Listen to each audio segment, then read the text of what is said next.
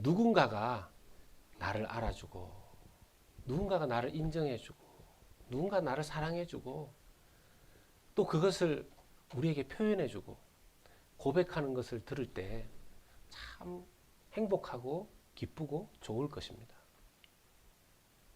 사람이 나를 인정해주고, 사람이 나를 사랑해주고, 그것을 표현해도 이렇게 좋은데, 하나님께서 내가 너를 사랑한다, 내가 너를 인정한다, 내가 너의 이름을 알고 내가 너를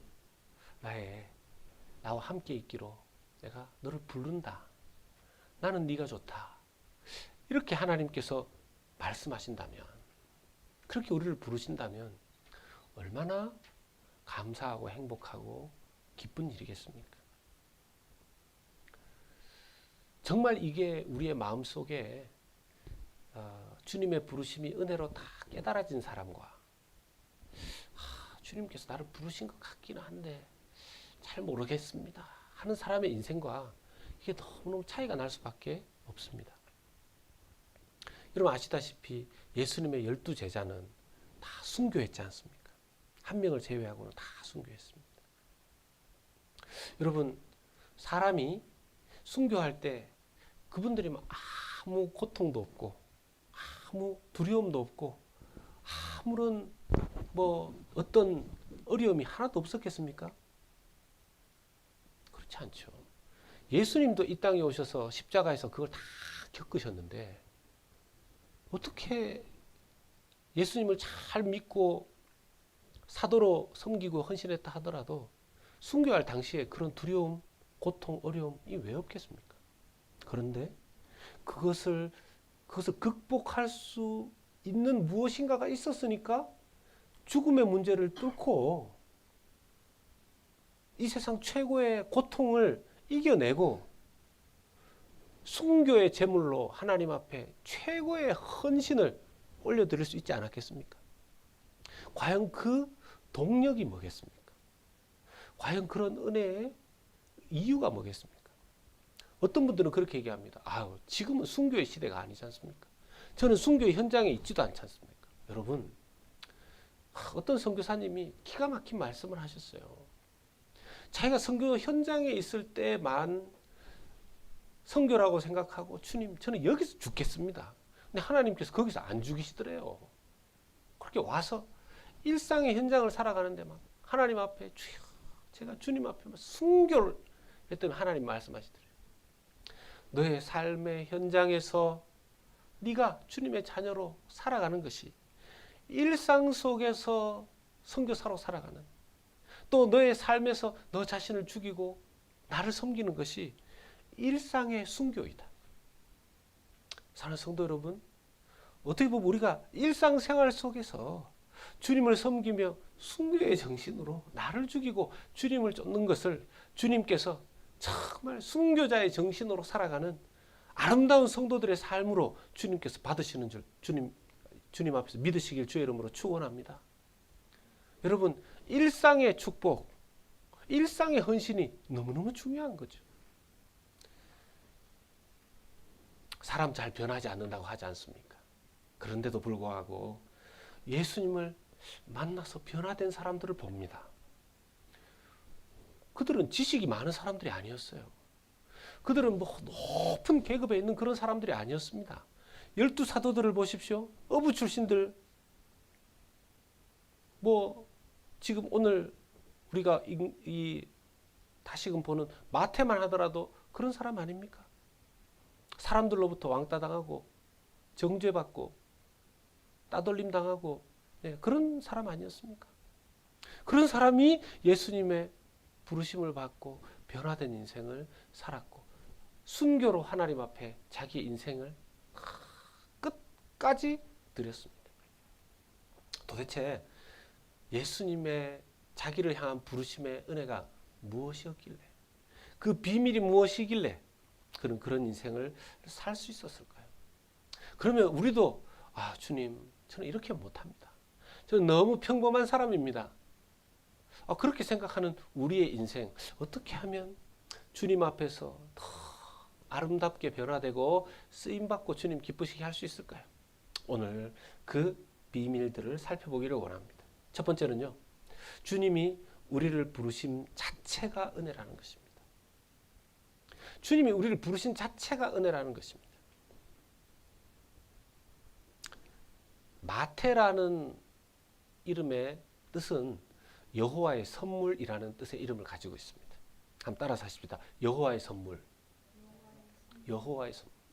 여러분, 여러분들도 이제 자녀가 다 있으시니까 아이 태어났을 때, 아이 이름 지어줄 때 정말 고민 많이 합니다. 좋은 이름 지으려고 애를 많이 쓰시죠. 마태 부모님도 그랬던 것 같아요. 마태, 여호와의 선물. 아이의 이름을, 야, 너는 하나님의 선물이야. 아이 이름을 그렇게 지었어요. 그런데 그의 인생은 그러지 못했습니다. 그의 인생은 그러지 못했습니다. 시간이 지나면서 이 아이가 하나님의 선물인데, 이름 뜻은 하나님의 선물인데 자라고 자라서 유대인들에게는 따돌림 당하는 그런 직업을 가지게 됐습니다. 여러분, 세관원, 그때 당시에 유대인 세관원들은요, 유대인들을 위해서 일하는 사람들이 아니고 로마를 위해서 일하는 사람이었습니다. 그러니까 세금 걷어서 이스라엘에게 주면 괜찮죠. 그건 직업 중에 하나니까. 근데 세금 거두어서 로마에 주는 거죠. 옛날 한국으로 따지자면 어떤 세관원이 있는데 한국 조선시대 조선 사람들의 세금 거두어서 일본에다 갖다 바칩니다. 그것도 조금이라도 더 많이 일본 정부에 갖다 주려고 혈안이 되어 있는 그런 세관원들이라고 치십시다. 한국 사람들이, 조선 사람들이 그 사람 뭐로 보겠습니까? 매국노라 그러지 않겠어요. 게다가 유대인들은요, 이 세리를, 여러분, 유대인들이 제일 많이 왕따시키고 딱 그 사람을 사회적으로 고립시키는 제일 큰 것이 회당에 못 들어오게 하는 겁니다. 예배에 못 들어오게 하는 겁니다. 회당에 너는 못 들어와. 너 유대인이라도 너는 못 들어와. 그 사람 중에서 누구냐 하면 세리 포함됩니다. 그래서 여러분, 성경에 보면요, 세리하고 동격으로 해당되는 사람이 누구냐 하면 세리와 창기, 세리와 죄인. 회당에만, 예배드리러 회당에만 못 들어오는 게 아닙니다. 법원에도 증인으로 설 수가 없었어요. 유대인들의 만약에 법적인 문제가 있을 때 그 증인으로서의 자격 중에 세리는 제외입니다. 아무리 돈이 많고 아무리 잘 살아도 부자여도 세리에 그럼 당신 유대인의 법적인 문제 증거로는 오지 못한다. 그게 세리였습니다. 반면에 좀 잘 살았죠. 돈이 좀 있으니까. 유대인들 중에서는 그래도 돈이 좀 많은 쪽에 들어가죠. 가족들이 자기 아빠가 세리라는 것을 자랑할 수 있었을까요?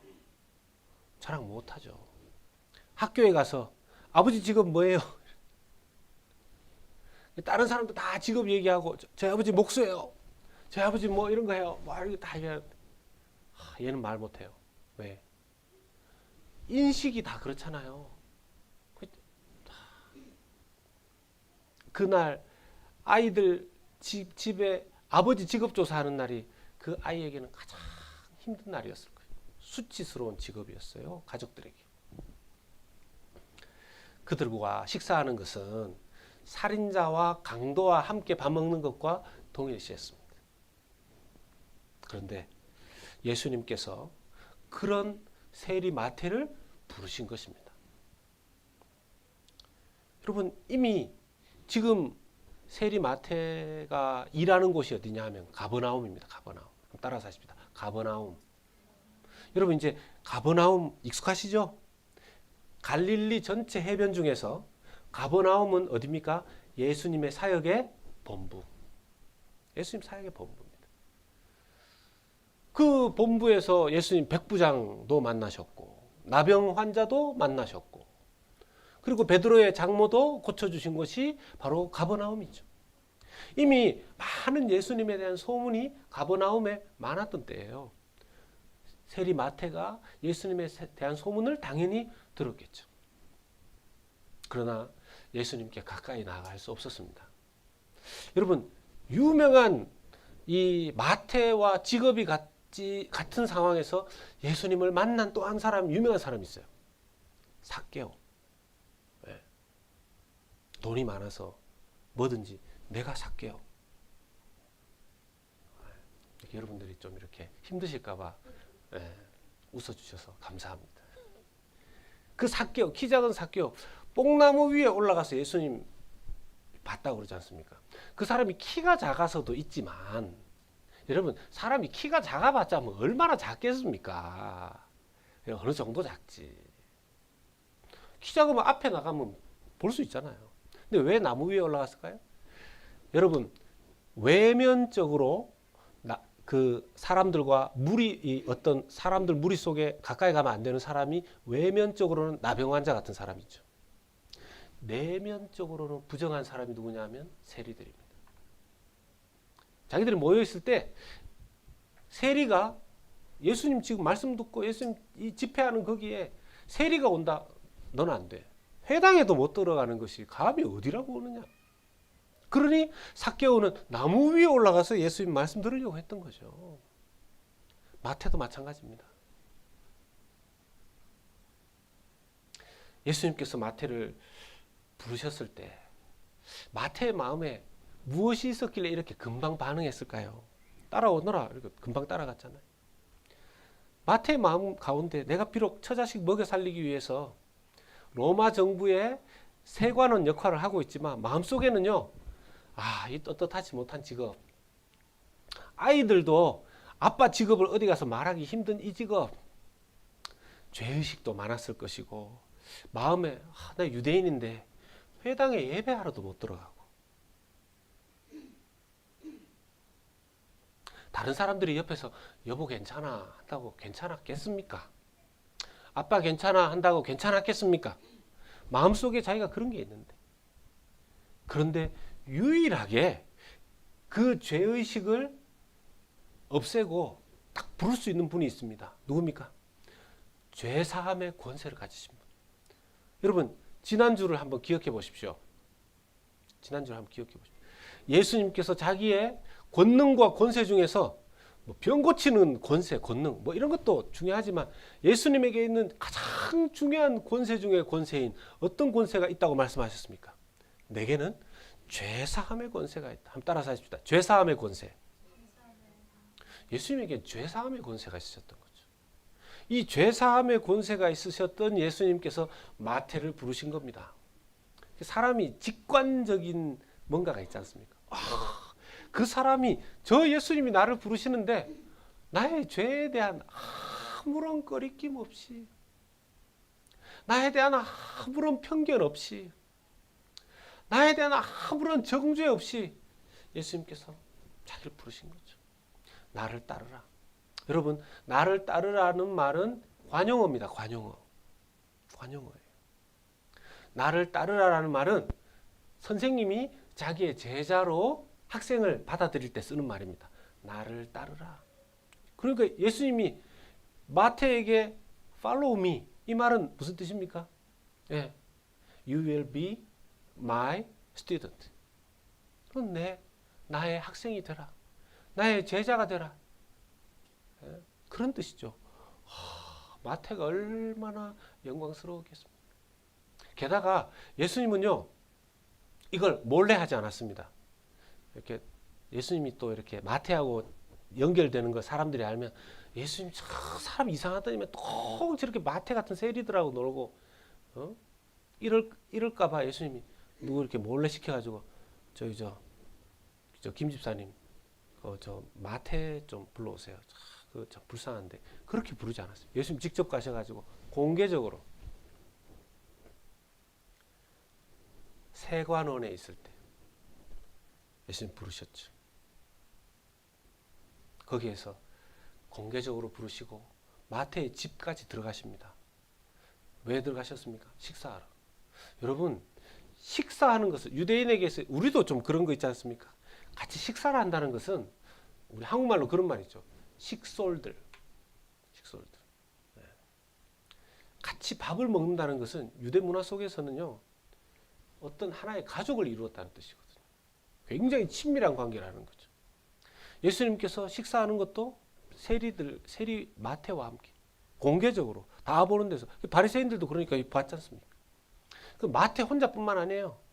다른 친구들, 동료들까지, 세리들, 죄인들 다 불러서 함께 식사하고 나누었습니다. 바리새인들이 막 말합니다. 어떻게 죄인들하고 세리들하고 같이 식사를 할 수 있습니까?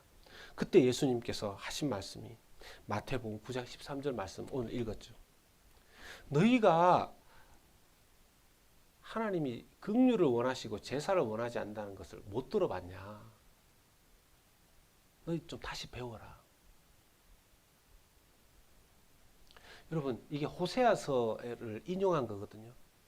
여러분, 호세아 선지자는 참 어떻게 보면요, 참 불쌍한 선지자죠. 선지자로 부름받았는데 하나님께서 음란한 여인과 결혼하게 합니다. 그리고 결혼한 이후에도 계속해서 자꾸 불륜을 저지르고 집을 나가고, 근데 하나님이 또 데리고 와라. 또 가서 또 데리고 오니까 또 나가고 또 데리고. 여러분, 그런 선지자가 어디 있습니까? 이게 무슨 모습이죠? 영적으로 자꾸만 영적 불륜을 저지르는 이스라엘의 모습이었던 것이죠.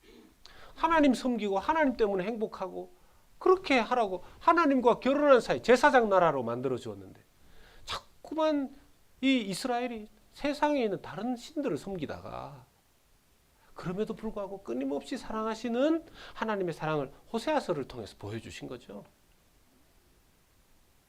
일부러 예수님께서, 야, 바리새인들아, 너희들 호세아 선지자가 어떤 메시지를 우리에게 전했는지 너 기억해봐.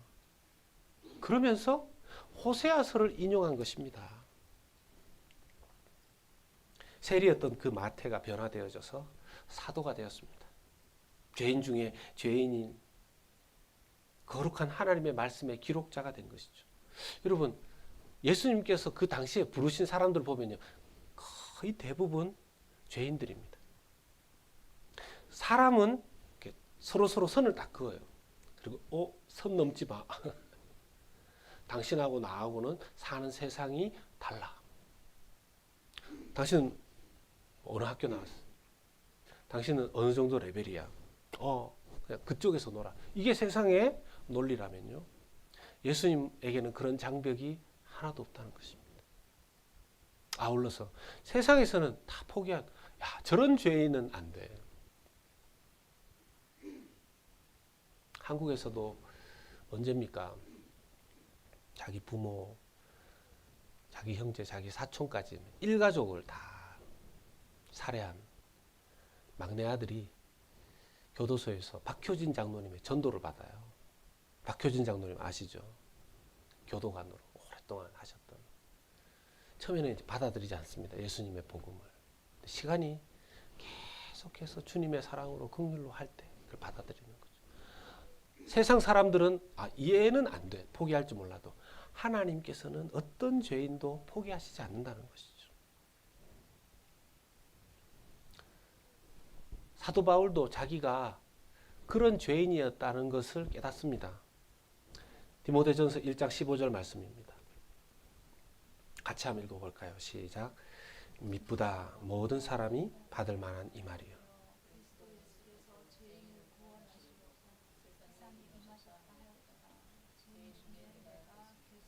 아멘. 한번 따라서 하십시다. 괴수. 약하게 따라하시네요. 한 번 더 따라하십시다. 괴수. 여러분, 남들에게도 괴수라는 말을 잘 안 쓰지만 자기 자신에게 괴수라는 말을 잘 쓰겠습니까?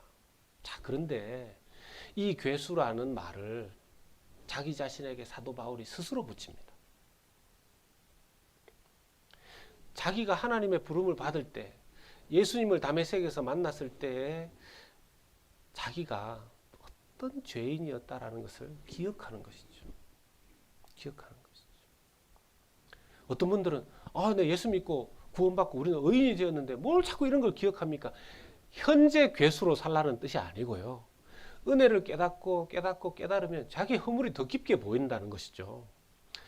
사도 바울의 깨달음을 보면 처음에는 자기는 교회를 핍박했던 사람이다. 이 정도쯤으로 자기가 나쁜 사람이었다라고 고백해요. 근데 시간이 지나면 이 디모데전서 1장 15절은요. 사도 바울의 인생의 후반전에 쓴 글입니다. 인생 후반전에 더 깊이 깨닫는 거죠. 나는 교회를 핍박했던 정도의 사람이 아니고 내가 깨닫고 보니까 진짜 죄인 중에서 제일 나쁜 놈이 나였습니다. 그때 하나님이 나를 부르셨던 거였습니다. 그러니 시간이 지날수록 자기가 부름받은 하나님의 은혜가 더 커지고 그런 자기를 불렀다라는 것이 자기에게 더 충격적으로 와닿는 거죠. 여러분 요즘 뭐 그런 표현들 많이 쓰시더라고요. 어떤 뭐 드라마나 영화나 이런 거 보다가 어떤 일을 겪을 때 소름 돋았다고. 우리가 그런 영화나 드라마나 뭐 어떤 때는 이렇게 너무 유행가 부르면서 막 은혜 받았다고 하시는 분들 계세요. 여러분 뭐 그런 걸로도 감동 받을 수 있죠. 그런데 더 큰 은혜는 정말 나 같은 사람을 하나님께서 부르셨구나. 도망가고 또 도망가고 좀 그런 하나님을 끊임없이 하나님께 가까이 나아갔다가도 또 그런 끊임없이 그랬던 나를 하나님이 이렇게 사랑하셨구나. 변함없이 지치지 않고. 이게 우리에게 충격적인 은혜로 다가올 수 있어야 합니다. 시간이 지날수록 말이죠. 우리 자신에게 한번 질문해 보십시다. 나를 불러주신 그 부르심이 나에게 은혜가 맞습니까? 그리고 그 은혜는 시간이 갈수록 더 충격적인 그런 은혜입니까? 나를 부르신 그것만으로도 내 존재가 뒤집어질 만한 그런 은혜가 맞습니까? 아니면 내 인생에 기쁨과 만족을 줄 다른 은혜가 나에게 필요합니까?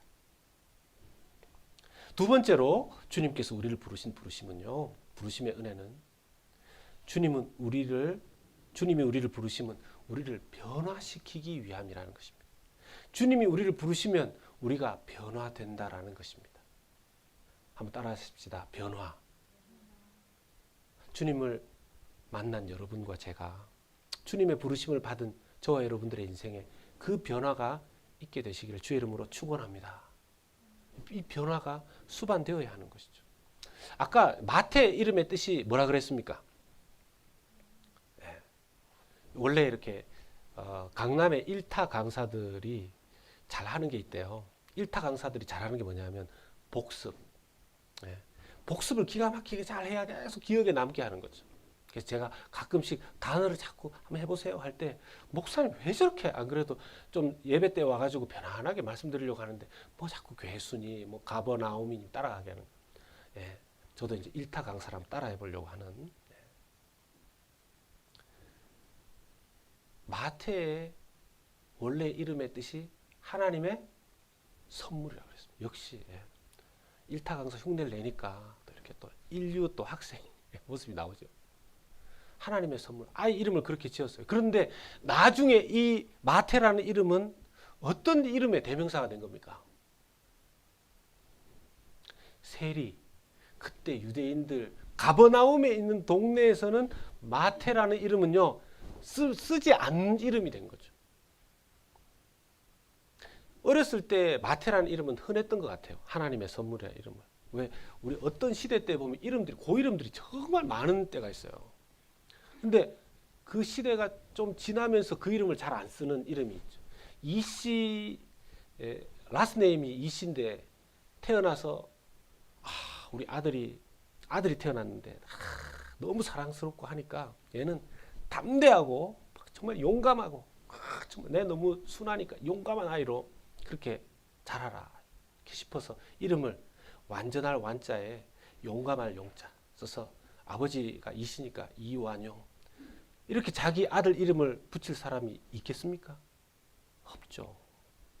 이름 뜻이 너무 좋지만 오히려 생각할 때 조금만 이렇게 한번 남들이 좀 이상하게 생각할지 모르지만 이름 붙이려면 내가 이시면 순신이라고 한번 붙여볼까. 이순신. 이것도 너무 또 이게 또 갭이 또 커서 잘못 붙이면 놀림 또 당할 수. 근데 이름 자체는 뭐 너무 끝내주지 않습니까? 마태라는 이름이 학자들 사이에 의견이 분분해요. 근데 저는 한쪽을 선택합니다. 마태라는 이름 자체가 그 당시 마태가요 세리들 중에서 좀 계급이 좀 있는 사람이었던 것 같아요. 이렇게 집마다 돌아다니면서 세금 걷는 사람이 있고 본부에 이렇게 있으면서 이렇게 기록하고 그런 사람인데 마태가 지금 어디 세관원에 있다가 그 자리에 앉아 있다가 부름 받았거든요. 마태가 좀 높은 사람이었던 것이죠. 마태라는 이름은 그때 당시에 세리 중에서 이름난 반역자 이름이었어요. 그런데요, 여러분, 사람이 예수님을 믿고 그가 너무 많이 변화되어져서 더 이상 사람들이요, 그를 마태라는 이름으로 공식적으로는 잘 부르지 않게 되었습니다. 이 마태복음에 있는 이 사건이 마가복음, 누가복음에도 똑같이 기록되었거든요. 같이 한번 보겠습니다. 마가복음 2장 14절입니다. 같이 읽겠습니다. 시작. 또 지나가시다가 알페오의 아들 레위가 세관에 앉아 있는 것을 보시고 그에게 이르시되 나를 따르라 하시니 일어나 따르니라. 여기는 레위라는 사람이 나오네요. 마태하고 레위하고 다른 사람일까요? 좀 한 군데 더 봅시다. 누가복음 5장 27절입니다. 또 같이 읽겠습니다. 시작. 그 후에 예수께서 나가사 레위라 하는 앉아 있는 것을 보시고 나를 따르라 하시니. 여기도 레위가 나오죠. 레위. 마가하고 누가는 레위라고 기록을 했고 마태는 자기 본인을 마태라고 기록을 했어요. 자, 이걸 어떻게 풀 것인가? 알고 보니까요, 마태가 이스라엘에는 지파가 있지 않습니까? 12지파. 레위 지파였어요. 레위 지파였어요. 근데 여러분, 마태 본인은 자기 자신의 어떻게 보면 그때 당대 부끄러운 이름 마태를 그대로 썼고 마가하고 누가는요, 예수를 믿고 사도가 되어서 너무 많이 변화되어져서 자기의 재산과 인생을 주님과 이웃을 위해서 복음 전하면서 섬기며 사는 그의 이름을 마태라고 하기보다는 레위라고 부르기 시작했어요. 동네 사람들이 다 말해요. 유대인들에게는 약간 이런 풍습이 있어요. 한국 사람들도 호로 부르는 그런 경향이 있는데, 여러분, 욕심 많고 자기의 유익을 위해서는 남을 속이는 일도 서슴지 않았던 대명사가 야곱 아닙니까? 그 야곱이 하나님을 만나고 어떤 이름으로 나중에 바꾸어 부름받게 됩니까? 이스라엘. 국가의 이름이 된 거 아닙니까? 여러분, 아브라함은 원래부터 그 이름이 아브라함이 아니었죠. 원래 아브라함의 원래 이름은 아브람이에요. 그냥 아브람. 근데 하나님을 만나고 하나님께서 그 뒤에 뭘 붙여주셨냐면 함을 붙여주셨어요. 함. 이 함은 무슨 뜻일까요? 여러분, 함 할 때 이렇게 숨을 내뱉지 않습니까? 하품하듯이. 하나님께서 아브람, 인간 아브라함 육신에게 하나님의 호흡 불어넣으셔서 아브라함이 되게 하신 거죠. 그래서 이 아브람과 아브라함의 인생이 달라지는 것입니다. 마태는요, 예수님 만나기 전에는 세리 인간 마태였다면 예수님 만난 이후에 그의 인생은 레위, 하나님과 연합한 자라는 뜻이에요. 하나님께 구별된 자라는 뜻이에요. 조상들이 마태가 세리로 살아갔을 때는 조상들이 걔 이름은 거론하지도 마라. 우리 집안의 수치다. 이렇게 얘기했을지 모르지만 그가 예수님 만나고 변화된 이후에 제일 조상적 이름 레위라는 이름을 사람들이 불러줬어요. 레위라고. 레위 지파. 거룩하게 구별된 사람의 이름을 불러줬던 것이죠. 우리도 예수님 만나 우리의 삶 가운데 우리가 이전 어떤 모습으로 기억되든지 간에 예수님 만난 후에 살아가는 우리의 삶의 변화의 모습이 하나님 앞에서 정말 저 사람 이름만 들어도 하나님이 생각나는 너무너무 귀한 사람이다. 아이고 누구 집사님, 아이고 누구 자매님, 누구 형제님, 누구 장로님, 누구 목사님, 너무너무 예수님 안에서 귀한 분이다. 그렇게 인정받을 수 있는 그런 역사가 주 안에서 우리에게 이루어질 줄로 주님의 이름으로 믿고 축원합니다. 마지막으로는요, 세 번째는 마태는 부름받은 자로 주님과 이웃을 섬기며 살았다라는 것입니다. 부름받은 자로 주님과 이웃을 섬기면서 살았다는 겁니다. 마태는요, 사도가 되었음에도 불구하고 참 겸손했습니다. 왜냐하면 마가나 누가나 다른 사람들이 저 사람 옛날에 세리였던 마태 사도가 되었는데 저분이 레위지파예요. 레위지파. 근데 다른 사람은 그 사람의 마가복음 누가복음의 복음서에 레위라고 기록했는데 정작 자기가 쓰는 그 성경의 기록에는 자기 이름 뭐라고 씁니까? 마태라고 썼잖아요. 마태라고 썼잖아요. 신약 성경 학자는 그렇게 얘기해요. 마태가 마태복음에 자기 이름을 마태라고 기록하지 않았으면 사도 마태의 원래의 직업이 세리라는 것을 연결시키지 못했을 것이다. 그렇게까지 얘기합니다. 그가 예수님 만나고 난 이후에 그의 가장 큰 변화는요, 예수님을 섬기는 거였습니다.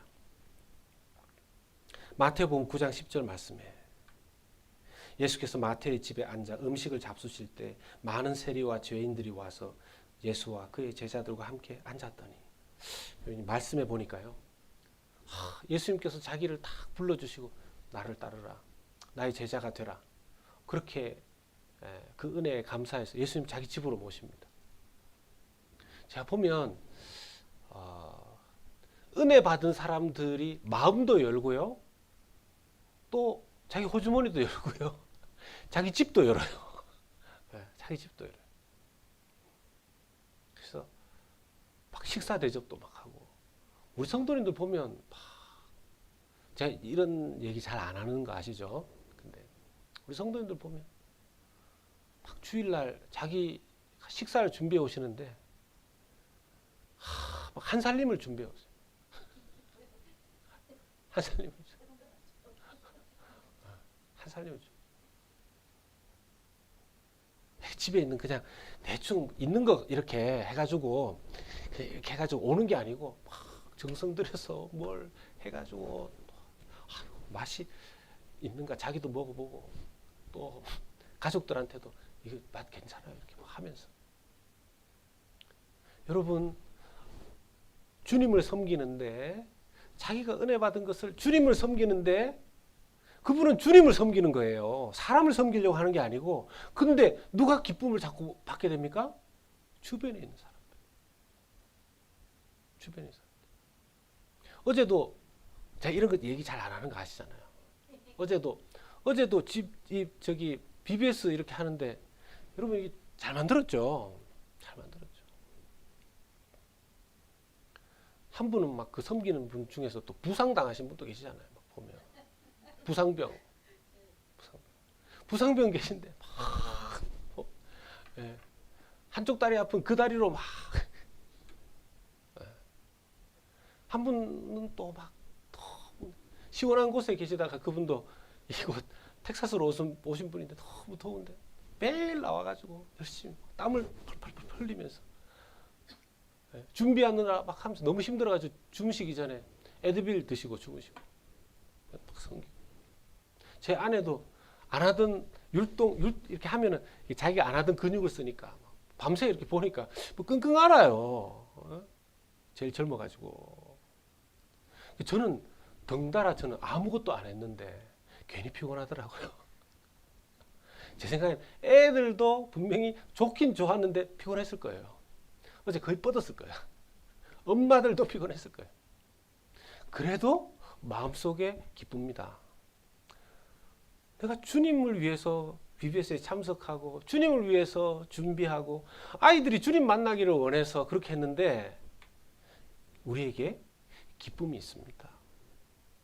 이것이 주님께 부름받은 자들이 주님 위해서 살아갈 때 제대로 변화된 삶의 영향인 줄로 믿습니다. 그런 은혜가 저와 여러분들의 삶에 풍성하게 나타날 수 있기를 주의 이름으로 축원합니다. 근데 반대의 케이스가 있어요.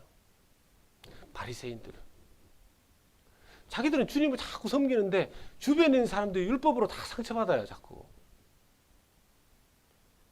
뭐 그럴 수 있죠. 자기들이 유대인으로서 참 제사장이 되고 제사장 나라가 되고 근데 주님을 섬기는데 옆에 있는 사람들이 은혜를 받고 좋은 게 아니라 막 저분 근데 이분은 세상과 나는 간 곳 없고 오직 나는 구속한 주만 보이도다. 뭐 너희들이 뭐 나를 싫어하든 말든 힘들어하든 나는 막 주님만 섬. 이게 위험한 거예요. 그래서 예수님께서 참 그래도 예수님 너무너무 선하신 분이에요.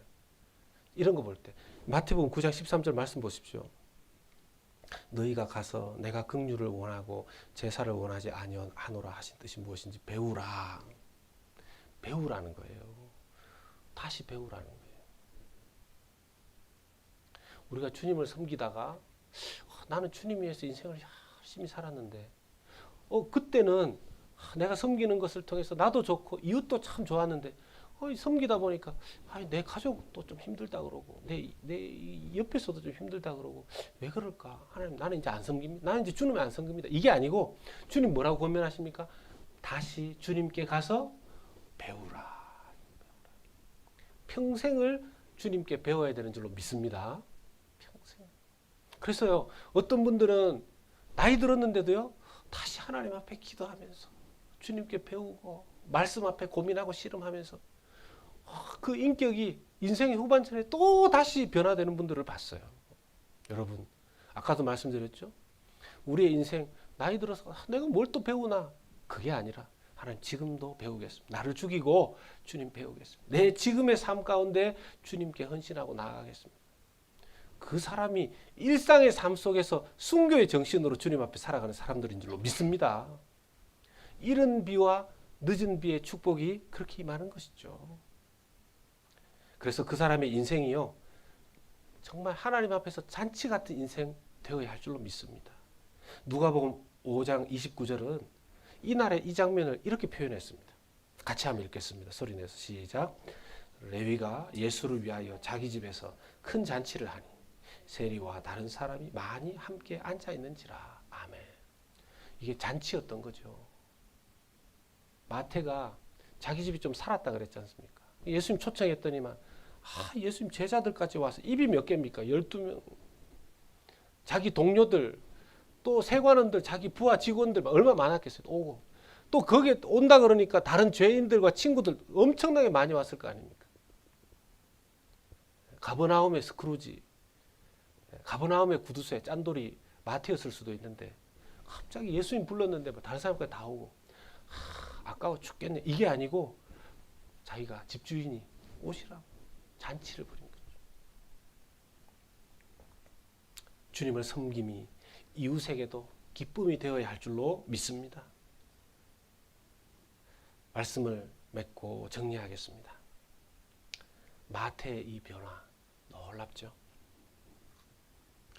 우리 인생의 변화 뒤에도 하나님의 우리를 부르신 은혜가 있는 줄로 믿습니다.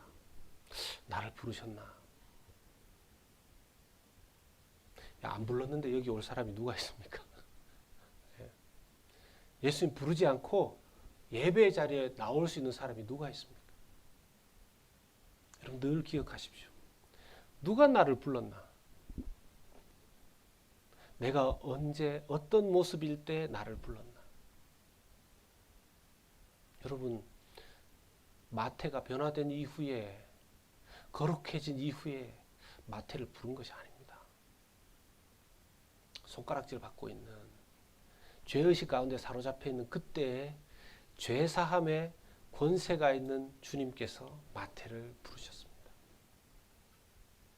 남은 인생, 마태가 예수님을 위해서 예수님을 섬기며 살며 이웃을 사랑하는 자로 살았듯이 우리의 인생도 주께 부름받은 자로서 감사함으로 주님을 섬기며 이웃을 사랑하는 그러한 인생으로 주님 앞에 영광 올려드리는 여러분과 제가 될 수 있기를 예수님의 이름으로 축복합니다.